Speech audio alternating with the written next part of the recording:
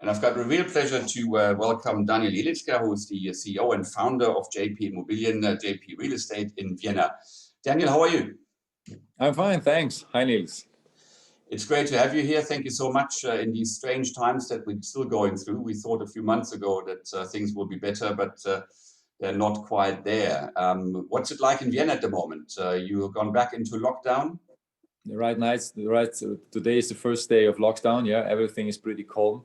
Even the emails are decreasing, and then the numbers is quite a few emails coming in. But it's quite calm, and it's time to work in the office.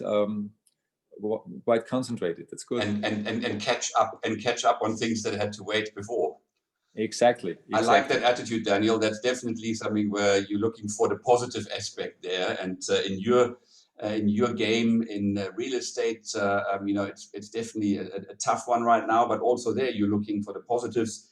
I want to go straight into it because you're working on a few constructs, on a few models of looking for some opportunity. And as an investor, what fascinates you about hotels? Because that's what we do, hotel experts. We do hotels, you do hotels. And what fascinates you about that asset class pre-COVID and post-COVID?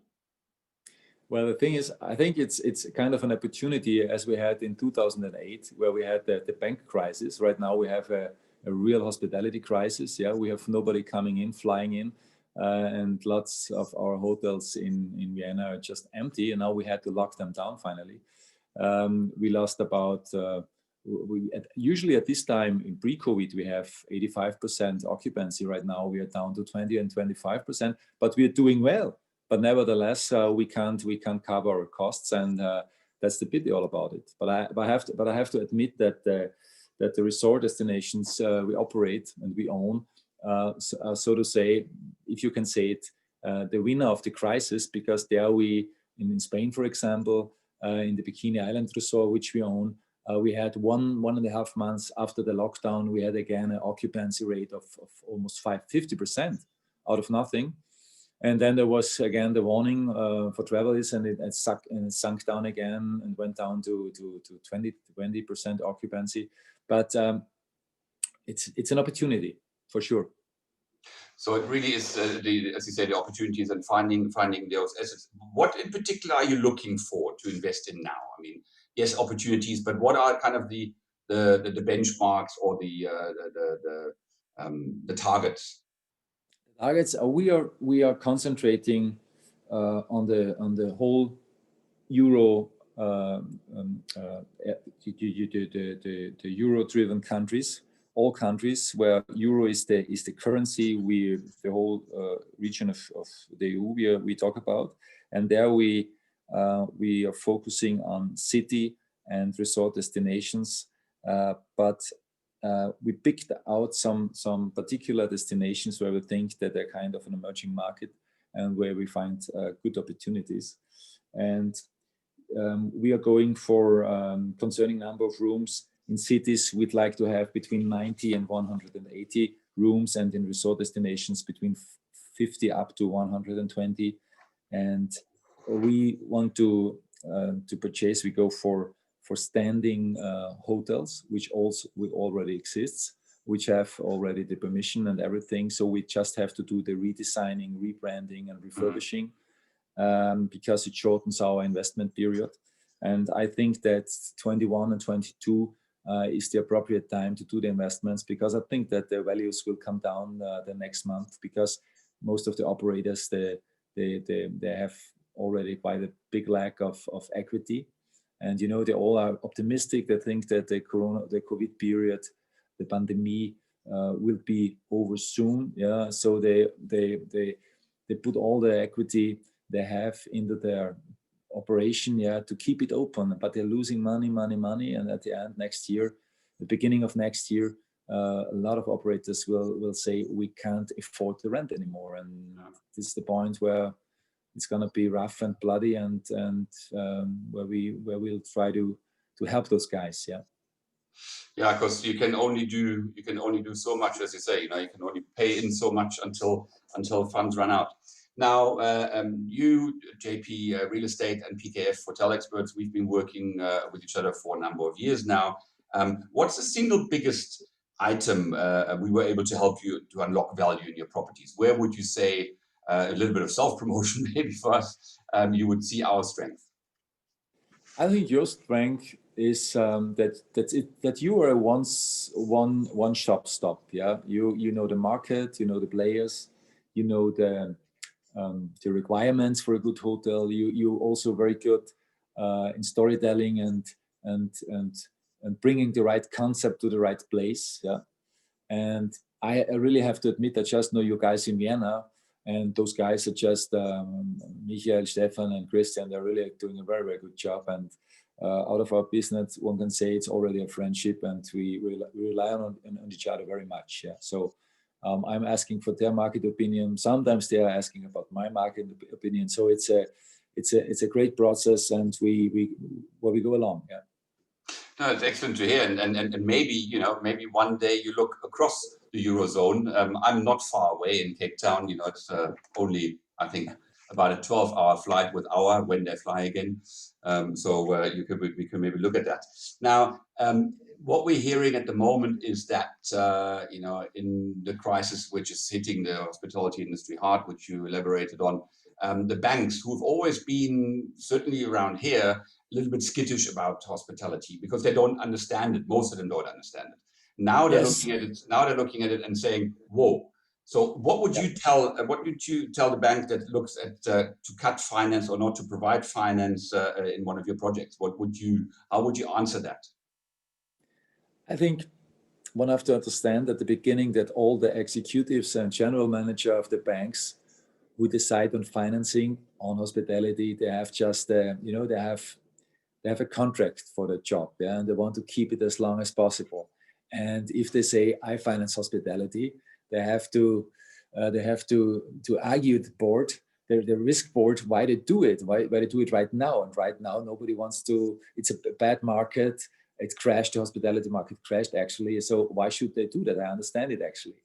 But if they think about the long term and about and the relationship about clients as we are, they should finance because we know what we do. Yeah, and right now we are down, but we have in this kind of period we have the time to build up new strategies, so that, and we have the time to do all the office work. We can redesign, we can restructure, we can rebrand, we can do the refurbishing.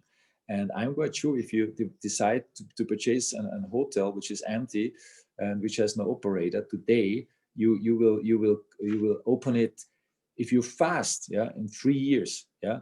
Then you have the ramp up phase period, the ramp up period of the operator. So seriously, the operator has to bring the numbers he promised from today's point of view in 5 to 6 years. And in 5 to 6 years, again, we are back, for sure back.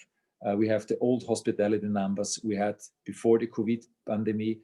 For sure, there is no corona anymore. Maybe there's another disease, you never know, yeah? But I think the only way is up if you think about hospitality. And if you think about the hospitality numbers in Europe, yeah, Europe, I think 50% of all overnight stays of the whole world are in Europe. And what is another thing is we lost a lot of clients and guests because no planes are flying in. But on the other side, we have all the European people who are discovering and exploring in Europe again. It's a question of the neighborhood. And I know a lot of friends who used to fly to Tokyo, to New York, and everywhere all around the world. They're all staying in Austria or to the neighbor countries. So we have new clients growing up right now. Yeah, it's fascinating to see how the markets are changing and how people are refocusing. And of course, the location that you are in and many of the places where you are investing are in, have got that self-drive market potential, which where I am at the most beautiful end of Africa is a little bit more difficult because the distances are so big. We do have a domestic market, but not nearly as strong. Now, you're not only investing in hospitality; you've done residential as well. If you were to take those two children, if I can call it that, between residential and hotels, which ones are more fun? To be honest, I grew up with residentials, of course, yes. But I have to admit that I think a good residential developer also can be a good hotel developer. Why? Because I think it's pretty hard to put all the functions of an apartment into a room. Because if you think about a hotel room, you have a place to work, you have a place to live, sometimes you have a place to eat, you have a kind of spa where you take your shower, but everything's quite tiny. Yeah. And I think you have to understand the needs of clients. And if you come out of the residential business, you understand it quite good. Yeah. The big difference is it's more emotional for sure. And second big difference is if I develop a residential plot or property, at the end, the people come, they take the key, smile once, and they're gone forever and never see them again. But if I enter a hotel we developed, which and they operate, they have a good operation usually, yeah, all of them actually. I go in and I see just a lot of smiling faces day by day, and this makes me smile and makes me happy, and it satisfies you actually, yeah. And I think it's for me it's more sustainable in terms of I see the people time by time laughing and having a good time. Then this makes me feel good, makes me happy. I can see that smile on your face. I can see that that passion. And it's definitely something that we have in common. I mean, I've been a hotelier for the last 40 years, so I've done nothing else in my life. What about I mean, Michael Wittmann, who's my boss, but also friend, and Christian, and you and I, and we have separately just been discussing where the two merge, where residential and hotels, and there is an aspect which we call living experts, which is another company we've got. What's your view on that? Where they can converge, can be separately on various floors, but also can be the same in one building. What is your view on that? Yeah, for sure, it works. And right now in Vienna, especially, a lot of co-living operators are popping up, yeah, from all over Europe, because Vienna is a very good market. You have two things. On the one hand, Vienna is a good market. On the second thing, all the living costs usually in condominiums are increasing, yeah. So lots of people try to find other solutions. Yeah, we have lots of students who want to have more comfort. They want to get out of the student homes. So they go to co-living, they settle down in co-living properties. We have people just want to live more flexible. Yeah, people want to have a community. People want to have a kind of club atmosphere sometimes. People don't want to be alone, especially after COVID. Yeah. So there are a lot of perspectives which tell us that co-living is one of the upcoming asset classes. Yeah, so let's watch that space. Daniel, we're running out of time. I wish I could talk to you much longer, but unfortunately time's gone. Thank you so much for your time. All the very, very best also with the launch of the new fund that you're looking at and whatever you. So all the very best for that. And thank you for your time, Daniel Jelitzka, JP Real Estate in Vienna. Thank you. Greetings to South Africa.